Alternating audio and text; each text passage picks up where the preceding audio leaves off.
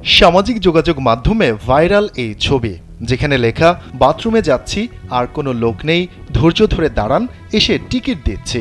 ছবিটি দেখেই আন্দাজ করতে পারার কথা যে এটি হয়তো কোনো বাস কিংবা রেলের টিকিট কাউন্টার অথবা এমন কোনো স্থানের ছবি যেখানে টিকিট কেটে প্রবেশ করতে হয়। আপনি যদি এমনটাই ভেবে থাকেন তবে ঘটনা সত্য। একটি রেলের টিকিট কাউন্টারে লেখা ছিল এই কথাগুলো, কিন্তু সেটা কোথাকার জানেন?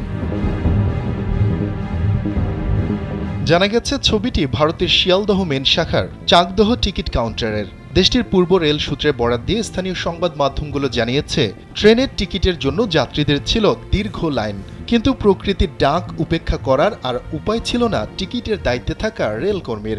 সেলফিন অ্যাপে দেশ বিদেশের যে কোনো জায়গা থেকে অ্যাকাউন্ট খুলতে পারবেন কোনো ঝামেলা ছাড়াই। সেলফিন, আগামীর ব্যাংকিং। পুরো স্টেশনে টিকিট কাউন্টারের দায়িত্ব একা হাতে সামলাচ্ছিলেন তিনি। উপায়ান্তর না দেখে পিচ বোর্ডে মার্কার দিয়ে যাত্রীদের উদ্দেশ্যে ওই কথাগুলো তিনি লিখে গিয়েছিলেন, কিন্তু টিকিটের লাইন দীর্ঘ থেকে দীর্ঘতর হচ্ছিল। পরে মানুষের মনে দানা বাঁধে অসন্তোষ, শুরু হয় বিক্ষোভ। ভারতীয় ওই রেলকর্মীর অসহায়তা নিয়ে যাত্রীদের সহানুভূতি থাকলেও রেল দফতরের প্রতি ক্ষুব্ধ টিকিটের জন্য দাঁড়িয়ে থাকা কয়েকশো যাত্রী। রেল দপ্তরের শূন্য পদ নিয়ে আলোচনার মাঝেই রেলকর্মীর ওই আবেদনমূলক বার্তা সামাজিক যোগাযোগের বিভিন্ন মাধ্যমে ভাইরাল হয়েছে। দেশটির সংবাদ মাধ্যমগুলো জানিয়েছে, সোমবার দুপুরে শিয়ালদহ মেন শাখার চাকদাহ টিকিট কাউন্টার কিছুক্ষণের জন্য বন্ধ করে বাথরুমে যান এক রেলকর্মী। টিকিটের জন্য লাইনে দাঁড়ানো যাত্রীদের উদ্দেশ্যে একটি বার্তা লিখে কাউন্টারের সামনে তা সাটিয়ে দিয়ে যান, কিন্তু অপেক্ষারত যাত্রীদের প্রশ্ন, কেন রেল দপ্তরে বিকল্প কর্মী নেই?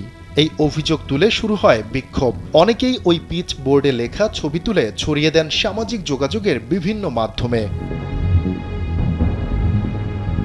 পূর্ব রেলের কর্মী সংগঠন মেন্স ইউনিয়নের সাধারণ সম্পাদক অমিত ঘোষ জানান, যা ঘটেছে তা অনাকাঙ্ক্ষিত, কিন্তু তারা অসহায়। তিনি বলেন, কর্মীরা এই জায়গায় অসহায়, নতুন নিয়োগ হচ্ছে না, কর্মী না থাকায় পরিচালনা হচ্ছে না সঠিকভাবে।